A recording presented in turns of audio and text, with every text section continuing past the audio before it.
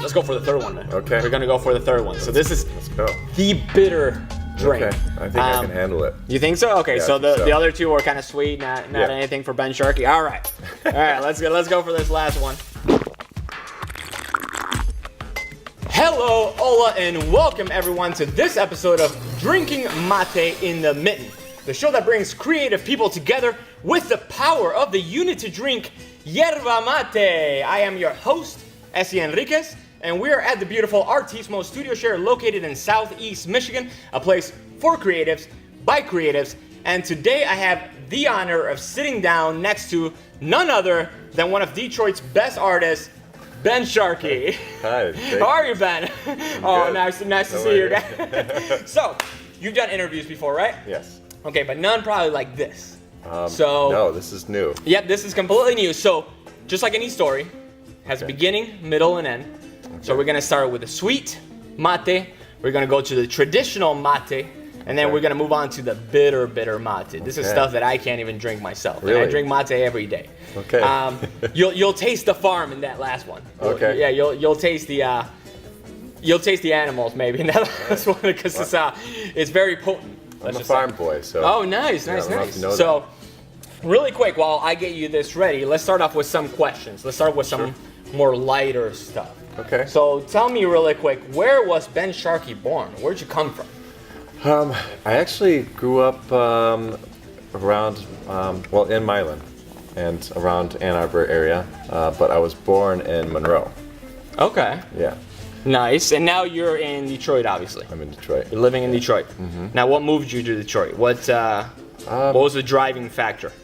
Well, I went to the College for Creative Studies, and also when I graduated, I pursued the music and the art, and I think about 90% of my gigs are actually downtown Detroit, so it just kind of made sense for me to be there. Now, you've been doing music for a long time now. Yeah. I mean, I know you started at 6, you sold your first painting, or your first drawing.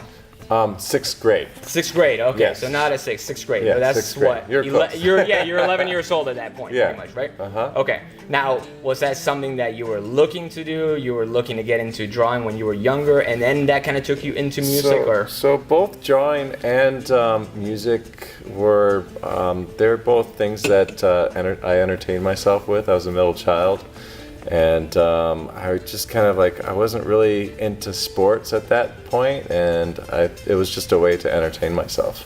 Okay. Basically.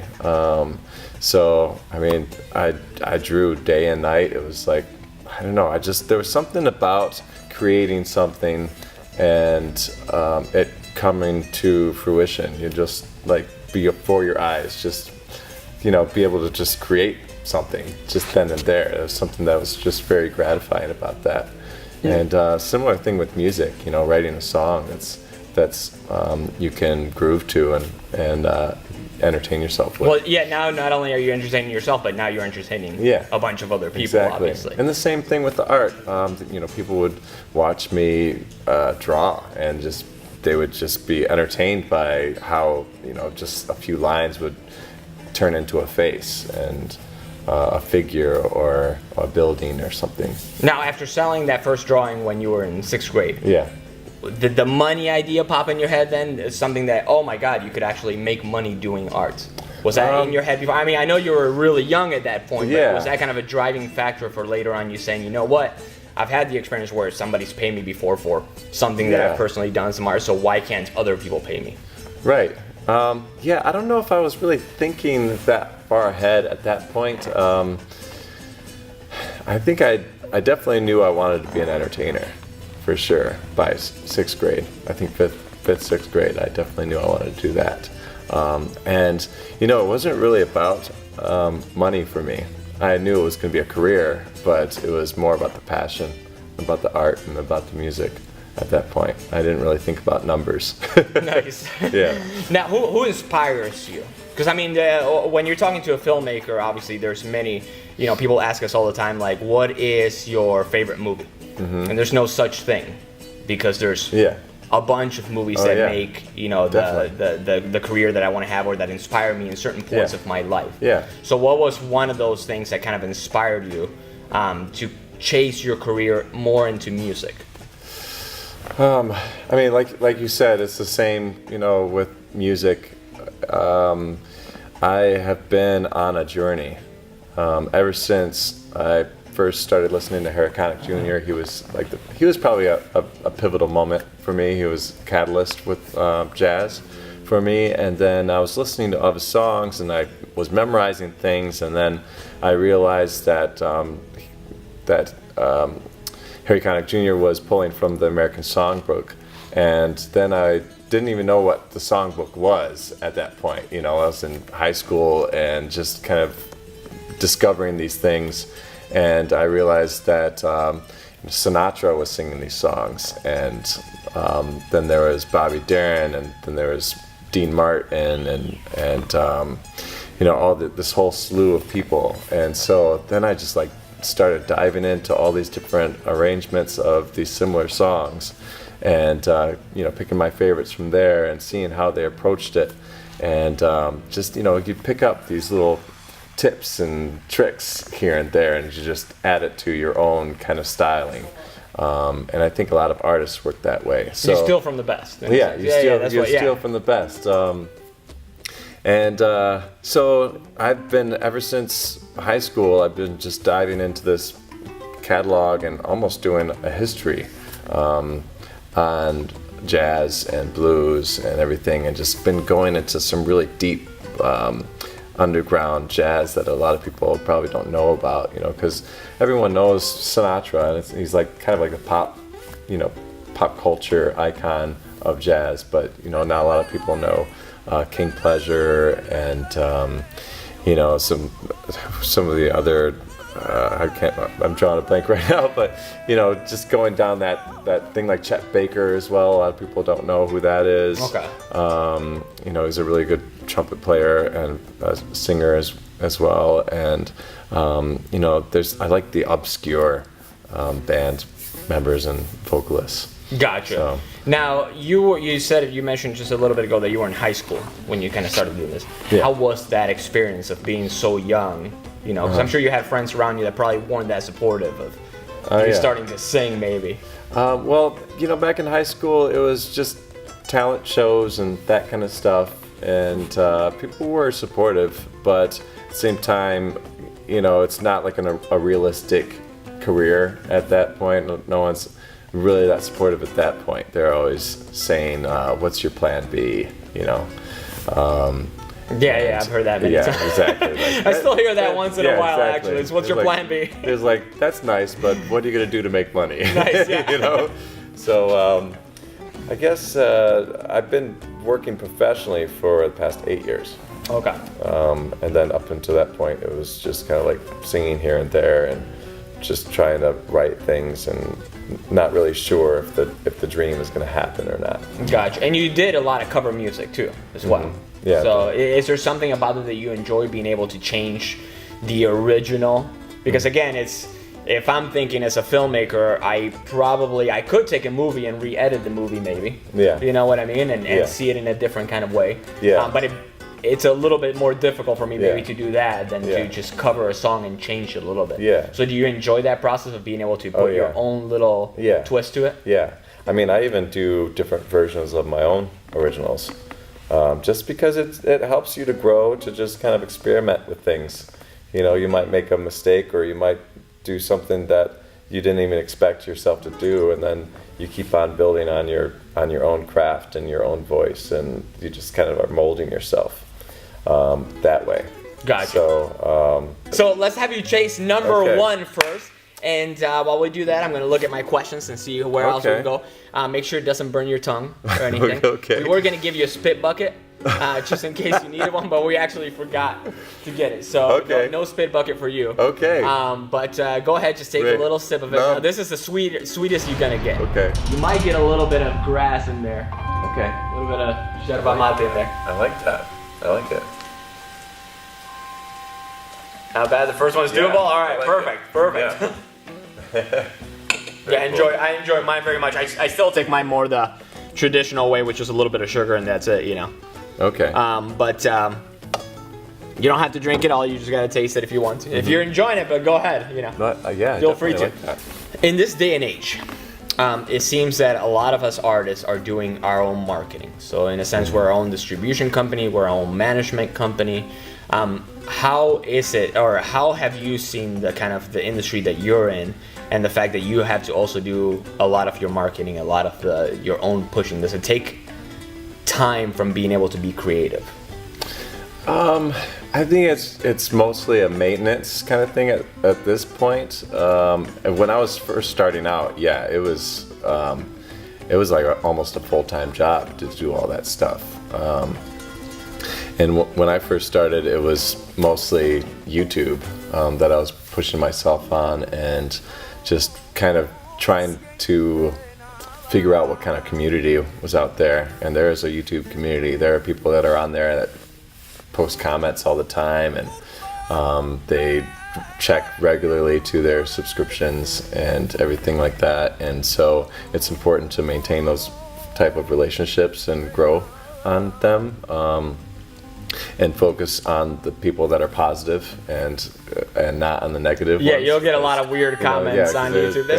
Some of them don't even Yeah. make any sense. Yeah, To be honest, yeah, you're like, exactly. were you talking to me? Were you talking to somebody else? Yeah, Is it about this exactly. video, or is it Yeah. about another video that Yeah. you're commenting exactly. about? You know. So if I were going to give anybody a pointer or tip, just make sure you focus on the positive people and don't focus, because it's easy to want to defend yourself and say, hey, why are you saying this about me, or something silly like that, but at the same time, there's a lot of people that are just, they're saying that not because it's about you, it's about them and their own kind of insecurities about whatever you're doing, and you know how it goes. Yeah.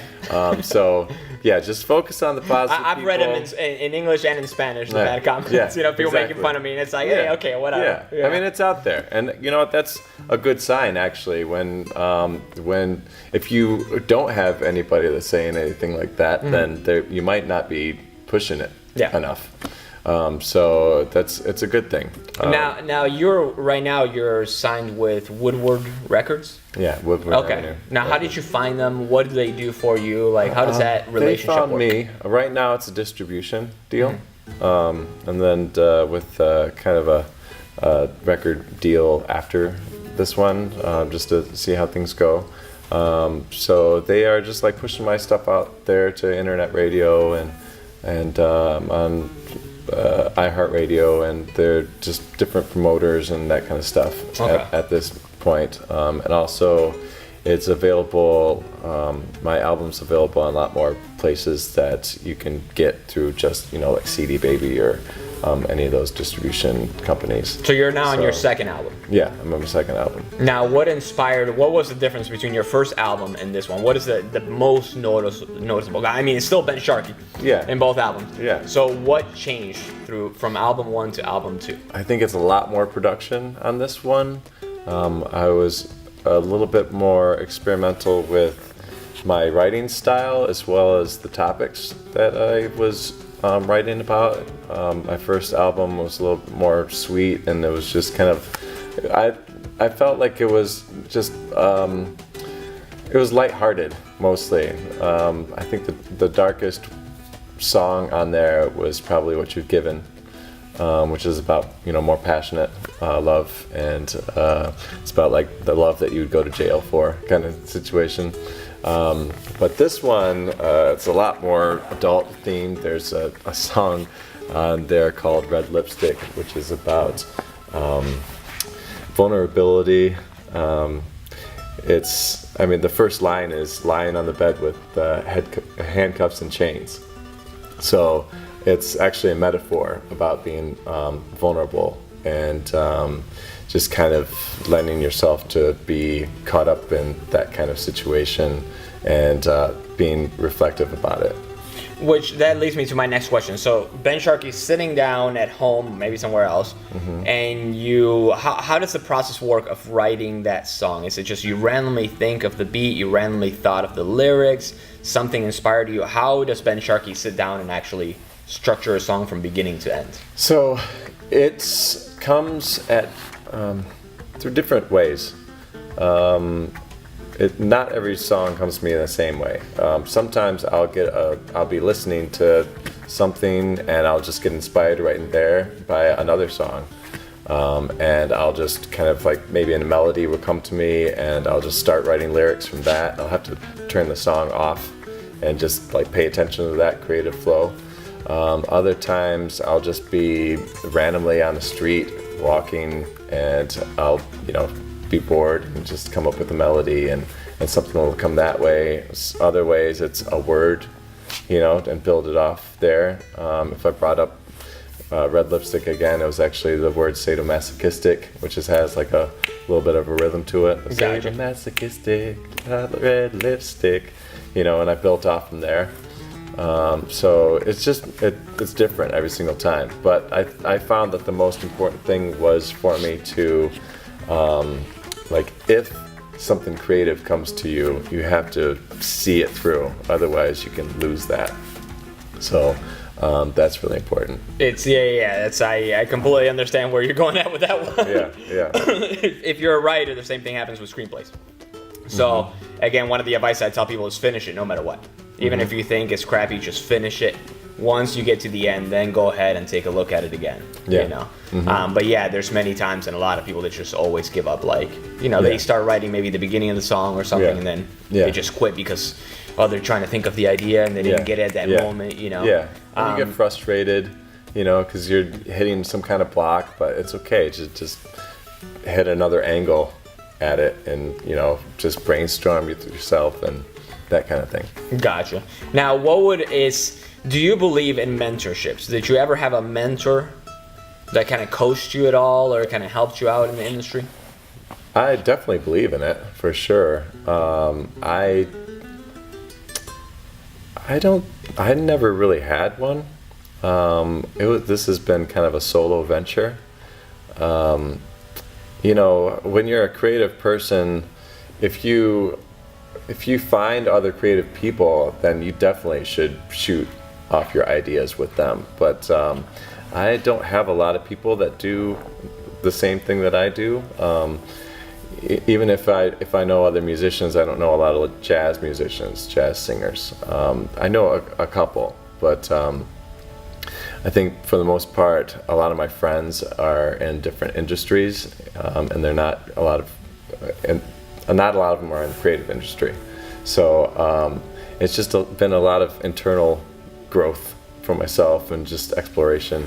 And nowadays you can kind of do a lot of research too. Yeah. When it comes to the business, when it comes to distribution, learning how to kind of do it yourself, different websites you could use, things like that.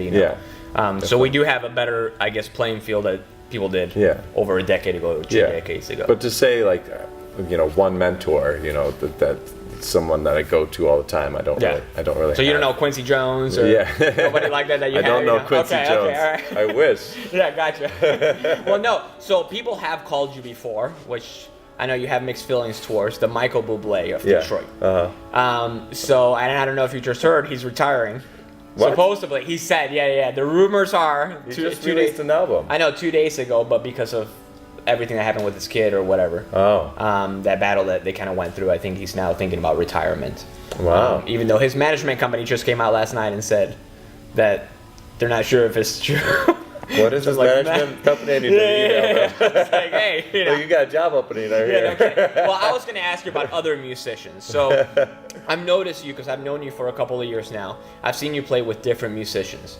How do you not only find a musician, but when you do bring a musician in, let's say mine is a bass player. Okay. What is the process of finding the right bass player to join the Ben Sharkey band?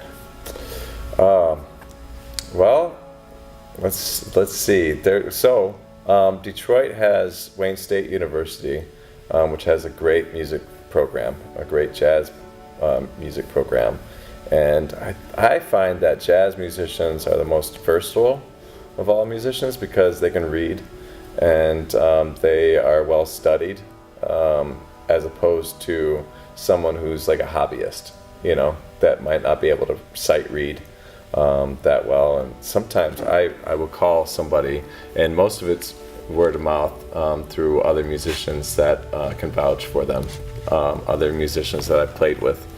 And I've called people for gigs that I've never played with, and I've just shot them the music and the sheet music and everything, and played with them without a rehearsal, and they're that professional that they make it sound like like we've played before. That's crazy. Yeah. That's great. Yeah, I know, it blows my mind. I could not do that. Well, yeah, no, I went to school when I started going to school, before I started doing the whole filming thing, I went for music production. I went to Washington for music production. Okay. And of course, it's like I tell everybody, I thought I was going to be the next P. Diddy. I was just going to come up with some beats and do this and that, and boom, boom, and that's what I thought I was going to do, until I started getting into music theory, and then they're like, wait, you have to read music. Yeah. And I was like, what are you talking about, reading music? There's no way I can read, I look at it and it's mathematics too. You know? So it amazes me that you could just hand music sheets to somebody, and within an hour they can just play it. Well, they can play it right away. It's as easy as like just reading English to them. They'll just be sight reading, just play it. See, that's amazing. Yeah. That's something. Yeah, that's crazy. It blows my mind. Yeah, no kidding. All right, Ben, let's go with the tradicional. This is a traditional mate. Okay. So this is just like how we have it in Argentina. Okay. So nothing added. I put a little sugar cube in there for you, just to give it a little bit of sweetness. Okay. But other than that, this is the real deal, man. Okay. So that's more, you'll taste the kind of the tree in that one, or So is this a mixture? The bush. This is a mixture of leaves, or just one? No, so it's one, and I don't want to get this wrong, because I'm sure people out on the internet will go at me for this. But it's a bush. It's a mini tree that grows, and like you can see in here, they take out. They're even adding the stems. Okay. So it's stem and everything. It's the leaf. It's the stem. Of the tree. Now people talk about mate like it's the drink of the gods. I don't want to say that because I'll probably get sued by somebody. But the health benefits that comes with it is ridiculous. Oh, okay. I mean, this is personally to me, this is what's been helping me lately, because I'm a huge Coca-Cola addict. Oh, yeah. So I was drinking 2 liters of Coke a day. Wow. And this cut me down to now I just drink like 1 little can a day, and that's it. Okay. I don't know what's in here. I don't know why it's so good for you. But to me, it's phenomenal. Everybody swears by it. You know? And like I said, to us in Argentina, it's our traditional drink. Yeah. So tell me, this might get a little bit more personal here. You don't have to rat anybody out. But what is one of the worst experiences you've had as a musician? Oh my gosh. I mean, you do a lot of live stuff. You're doing live performances, so I'm sure there had to be something that, either a crowd member did or something happened with your band member. Oh my gosh. Well, you know what? I've been lucky to not have that many bad experiences. In the 8 years that I've been playing professionally, I've probably can count on my hand, the gigs that did not go so well. I mean, there wasn't anything disastrous or anything, but I think the ones that I am not a fan of are the ones where I'm kind of expected to be kind of just like backgroundy music kind of thing. I like to perform, and so and sometimes I've had some gigs where they've told me to turn down the music, and I'm just kind of like, oh. Gee, that hurts. You're like, okay. That hurts a little bit. That's what you hired me for, but sure. Yeah, okay. Exactly. Which gets to my point. So more than, of course, you're doing paintings. You sell your paintings. Your stuff's amazing. We'll put up some stuff in the video so people see it. You're a great vocalist. But above that, I say you're an amazing performer. Well, thank you. Which a lot of people don't understand that it's great. You could be a great vocalist and be doing YouTube videos just in front of your camera and everything. But the second that you get in front of a crowd, there's a big difference right there. If you don't know how to play with a crowd, that could be pretty dangerous for your career. Do you have any advice out there for people that are now starting to get into music about performing in front of a crowd? Well, I think maybe since I imagine whenever I am by myself singing or practicing, I imagine a crowd out there. And so when you are always imagining a crowd, performing to a crowd, and you finally get up in front of a crowd, it's almost as if that crowd is part of your imagination, you know? Even though they are real, but you have kind of already practiced performing in front of something like that. Do you do the mirror thing, the in front of the mirror practicing, or do you? I don't do a lot. Sometimes a little bit, because you know there are going to be cameras there, and you want to make sure your face, you're not making any weird faces and that kind of stuff. But for the most part, you know, I'll just be practicing in my living room or in my studio, and just envisioning a crowd there. And also, when, you know, like you said, if I'm going to give somebody a tip, a lot of times when you're performing on a big stage, there's big lights that are coming out on you, and you don't really see everybody out there. And so you see a lot of, you know, there's a crowd out there, but you don't really see a lot of like distinct faces, like you know, hundreds of distinct faces. It's just, you know, you see a crowd, and it's just kind of like it just brings something out of you. And then especially when they like what you're doing, it just feeds the energy, you know. And then my drummer, actually Rick Beeman, he told me that that nervous energy is really good. You have to channel that into positive direction instead of internalizing it and shutting yourself down. You have to, that energy is something that you need to perform. Gotcha. Let's go for the third one then. Okay. We're gonna go for the third one. So this is Let's go. the bitter drink. Okay. I think I can handle it. You think so? Okay, Yeah, so I think the so. other two were kind of sweet, not anything for Ben Sharkey. All right, let's go for this last one. Now, of course, keep in mind this is the most bitter I could find here in Michigan. So they're all imported from Argentina. Right. But you know, maybe if I was in Argentina, I would have a lot more options or choices or something like that. You know. There you go, sir. Yeah, it's fine. It's not super bitter. Man, I don't know how. It's not super bitter. Now I'm disappointed. I gotta find a way to make it more bitter. I know, for you people. need Jeez, I major fail on that one. Some bitters in here for me. Some coffee beans or something to make it more bitter, man. But I'm a black coffee drinker, so I'm fine. Oh, okay. Yeah, and also, you know, Zach, the owner of Eatory Market, he is Arabic, and he brings me sometimes this salad that they make with dandelion leaves. Interesting. Yeah, and it's super bitter. So I've been kind of like building my up. palate has been built up. Okay. From there, so Playing tricks on me. That's I'm why. not your normal white guy. Okay. So you also, let's touch upon that. So you're working also, you own part of Eatory, which is a restaurant in Detroit. Which again, it's a restaurant /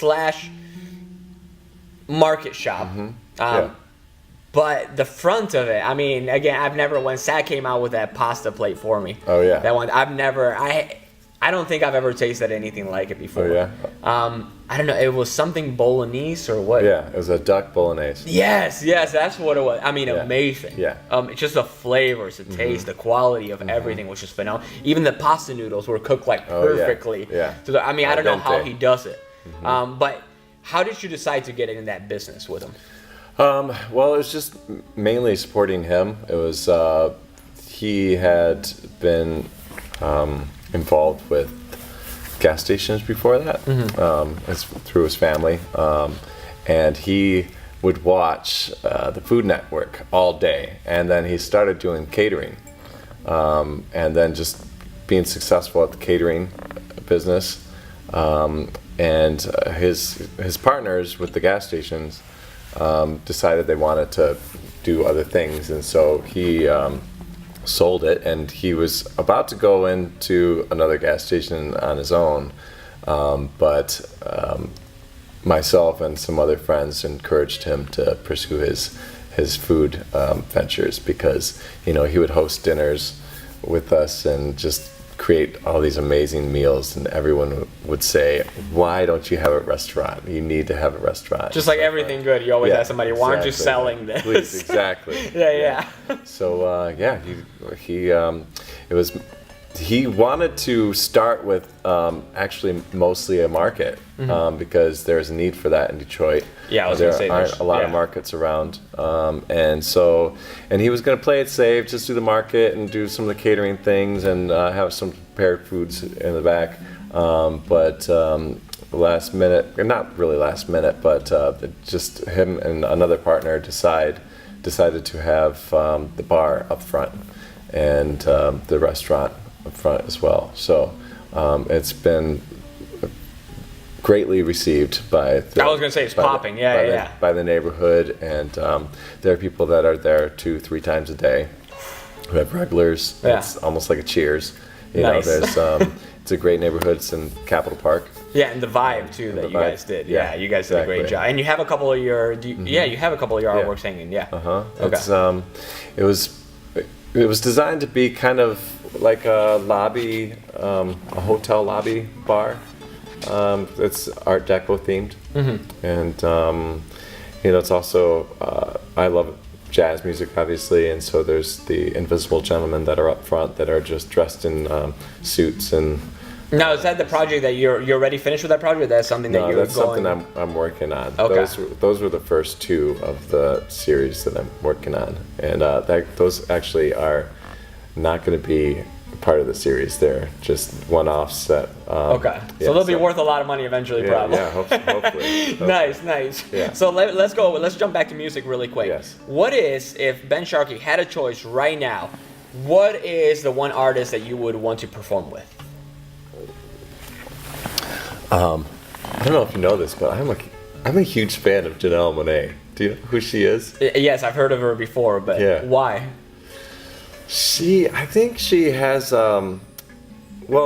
she has a little bit of a classical background, and I have a classical background through my father, who was a big fan of classical music, and so I was a fan of her from her first EP.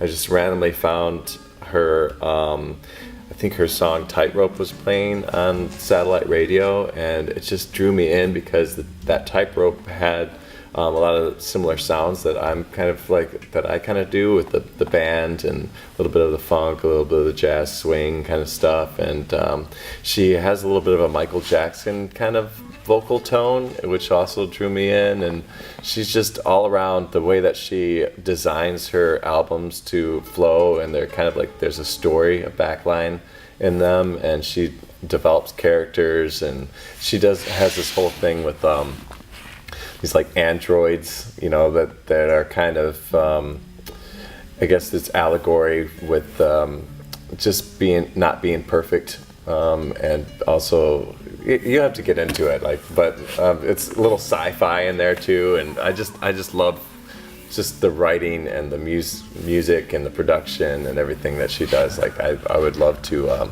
work with her. I've met her a couple times.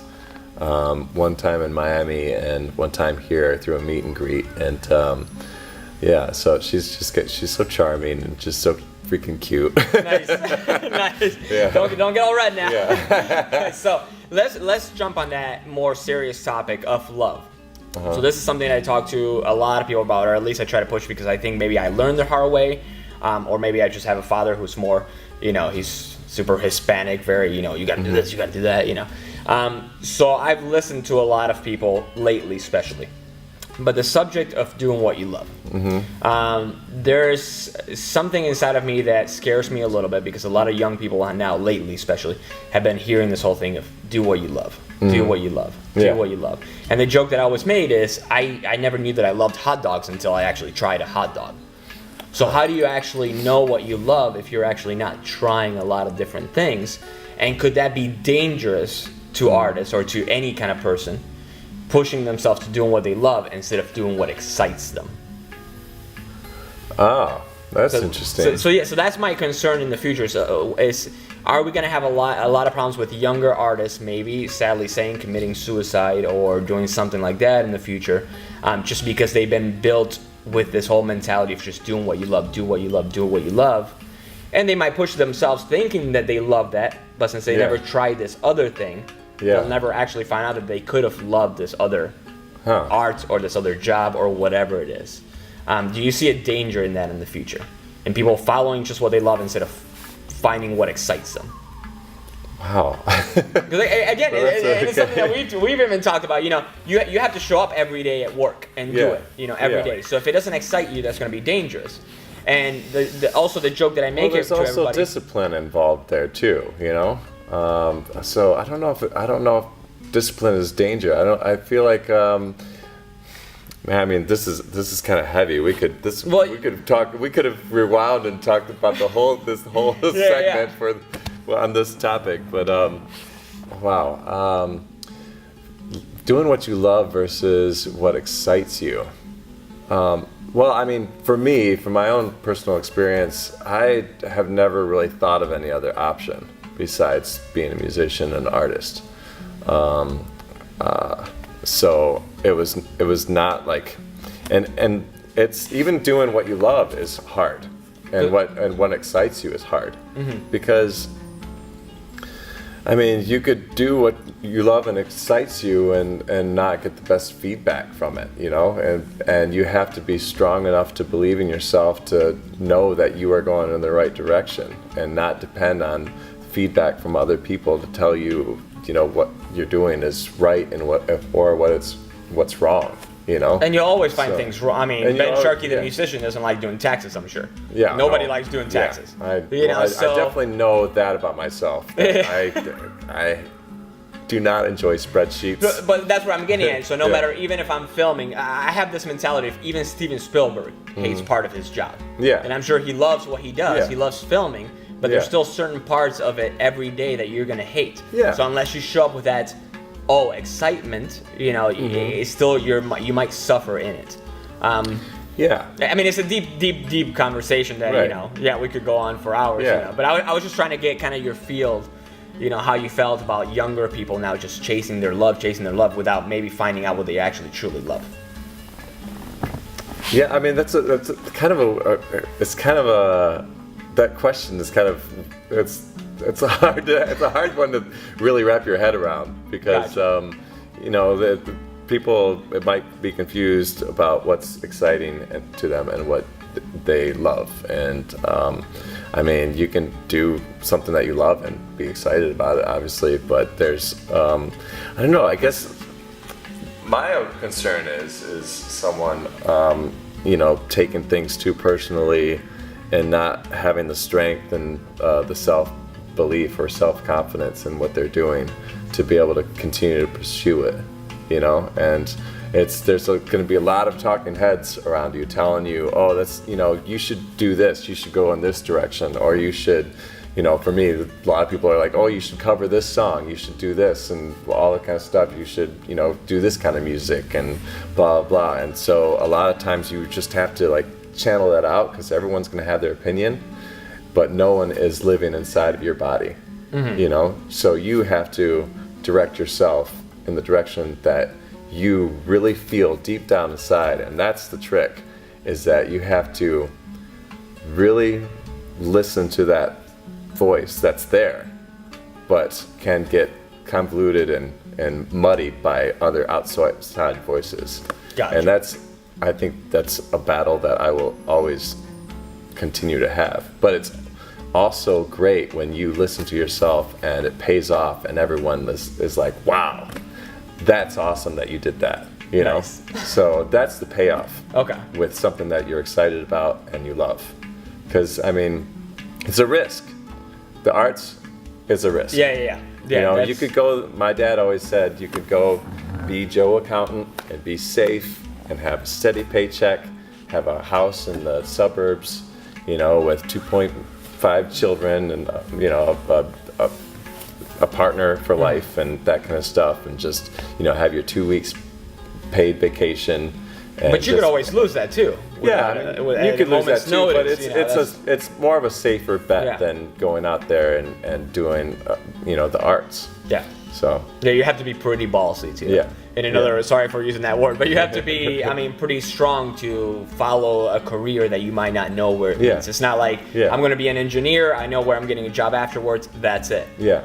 With music, with filming, especially nowadays where a lot of people are doing it, is you have to kind of be, on your toes, on your feet, and know where you're headed. heading. You do. And you have to test out a lot of stuff too. Yeah, on you the have way to that do you it. have to. That's why again I go for the do what excites you, because you have to find out what the heck excites you. You know. So with that being said, I'm excited. I'm excited that you tried all the mates. I can't believe that even the last one wasn't even bitter for you. I'm gonna have to fix something here, because that man, I was hoping at least to get like a facial reaction, like a sour face. Yeah. I mean, I tasted this mate and I swear I could taste. I feel like all these other mates, they took down the tree, they cut down the tree, and they put it in a bag. To where that last one, I feel like they took the mate, they cut up the tree, then they threw it into a field of cows, then they raked it back up and put it in a bag. It's very green. Yeah, you can taste like the farm or something. So, well, Ben Sharkey, thank you so much for being with me today. Thank you for trying 3 different kinds of mates, and thank you very much for being who you are, sir. Thank you. I Appreciate it. Thank you guys so much, and stay tuned for the next episode. And that's a wrap. Awesome.